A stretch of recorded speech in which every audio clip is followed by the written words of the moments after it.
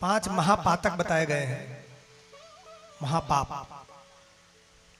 जिसका प्रायश्चित बहुत ही असंभव सा है, बहुत ही कठिन, नहीं के बराबर। कौन कौन से महापाप? पंच महापातक कहते हैं इसको, पंच महापाप। तो उसमें आता है स्वर्ण की चोरी। किसी प्रकार की चोरी नहीं करनी चाहिए, मगर स्वर्ण की चोरी बिल्कुल नहीं करनी चाहिए। जो सोना चुराता है उसको कोई नरक से नहीं बचा सकता। और कोई चोरी का तो प्रायश्चित हो सकता है, यदि आपने गोल्ड चोरी किया उसका कोई प्रायश्चित नहीं है, कोई बचा नहीं सकता। सबसे भयंकर चोरी सोने की चोरी है। और दूसरा है किसी की हत्या नहीं करनी चाहिए, मगर ब्राह्मण की हत्या बिल्कुल नहीं करनी चाहिए। ब्रह्म हत्या बड़ा भारी पाप है। तो ये स्वर्ण की चोरी, ब्रह्म हत्या और किसी के साथ व्यभिचार नहीं करना चाहिए। मगर जो गुरु हों, अपने पूज्य हों, उनकी जो पत्नी है उनके साथ व्यभिचार करोगे, ये महापाप। गुरु पत्नी गमन, ये 3 हो गए। और चौथा कौन सा है?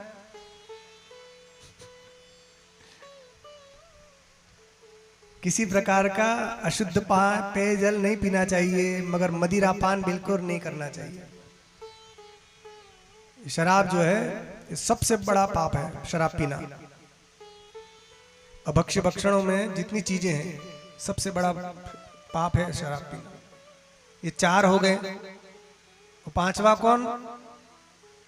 कि ये 4 काम जो करते हो उनके साथ घनिष्ठ संबंध जो रखता है वो 5वां पापी।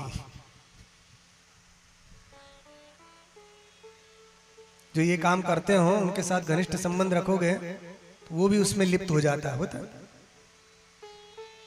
ये इसका प्रायश्चित बड़ा कठिन है। मगर ये है कि यदि कोई मन से पूर्ण निश्चय कर ले कि आज के बाद मैं नहीं पीऊंगा, तो उसको क्षमा मिल सकती है।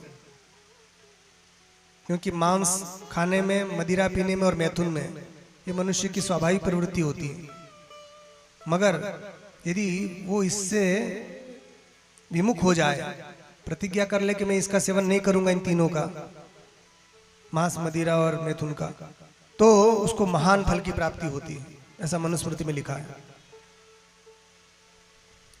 प्रवृत्तिरेषा भूतानां निवृत्तिस्तु महाफला।